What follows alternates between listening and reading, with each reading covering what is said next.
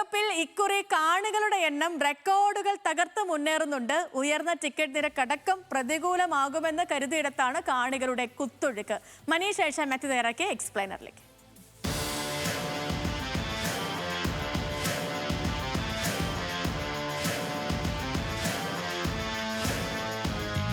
FIFA ലോകകപ്പിന് മാസങ്ങൾ മുമ്പ് ലോക ഫുട്ബോളിൽ ഏറ്റവും കൂടുതൽ ചർച്ചയായ വിഷയം അമേരിക്കയിലെ കാണികളാണ്.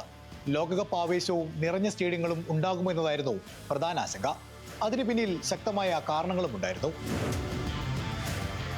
അമേരിക്കയുടെ കർശനമായ വീസ നയമായിരുന്നു ആദ്യത്തെ ആശങ്ക. ലോകത്തിന്റെ പല ഭാഗങ്ങളിൽ നിന്നുള്ള ആരാധകർക്ക് വീസ ലഭിക്കാൻ മാസങ്ങൾ കാത്തിരിക്കേണ്ടി വന്നു. പലർക്കും വീസ നിഷേധിക്കുന്ന സാഹചര്യം പോലും ഉണ്ടായി.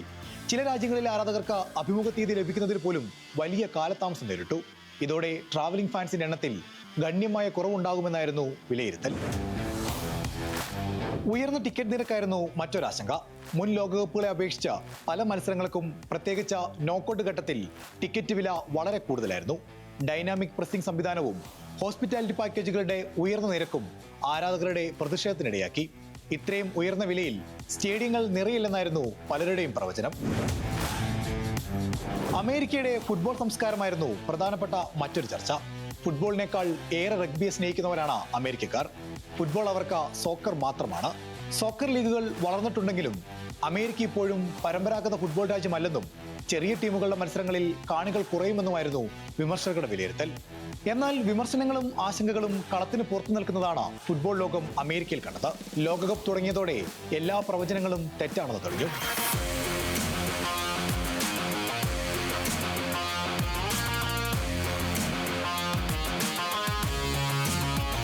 അമേരിക്ക, കാനഡ, മെക്സിക്കോ എന്നിവിടങ്ങളിലെ സ്റ്റേഡിയങ്ങൾ ഓരോ മത്സരം കഴിയും തോറും നിറഞ്ഞുകൊണ്ടേയിരുന്നു.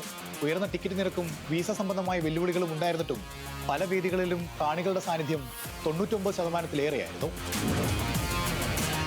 കാണികളുടെ എണ്ണത്തിൽ ചരിത്രം കുറിച്ചാണ് ഇക്കുറി ലോകകപ്പ് കലാശപ്പോരിനൊരുങ്ങുന്നത്.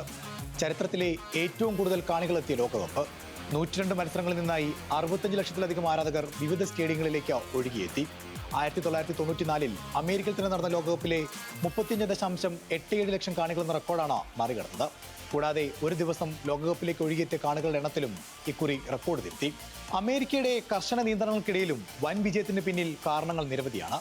48 ടീമുകൾ പങ്കെടുത്ത ആദ്യ ലോകകപ്പായതിനാൽ കൂടുതൽ രാജ്യങ്ങളിൽ നിന്ന് ആരാധകരെത്തി. 3 ആതിഥേയ രാജ്യങ്ങളിലായി നടന്ന മത്സരം യാത്രയും സൗകര്യങ്ങളും കൂടുതൽ വിപുലമാക്കി. അതിനൊപ്പം അമേരിക്കയിലെയും കാനഡയിലെയും വലിയ കുടിയേറ്റ സമൂഹങ്ങൾ സ്വന്തം രാജ്യങ്ങളുടെ ടീമുകൾക്ക് വൻ പിന്തുണ നൽകിയതും പ്രാദേശിക ആരാധകരുടെ പങ്കാളിത്തവും ലോകകപ്പിനെ ഉത്സവ അന്തരീക്ഷം നൽകി. ഉയർന്ന ടിക്കറ്റ് നിരക്കിനോ നിയന്ത്രണങ്ങൾക്കോ കാണികളെ തടയാനായില്ല. സ്റ്റേഡിയങ്ങൾ നിറച്ച ലോക ഫുട്ബോളിന്റെ ആഗോള ജനപ്രീതി ഒരിക്കൽ കൂടി തെളിയിച്ചാണ് ചരിത്രം സൃഷ്ടിച്ച കാഴ്ചക്കാരുമായി 2026 ലോകകപ്പിന് തിരശ്ശീല വീഴുന്നത്.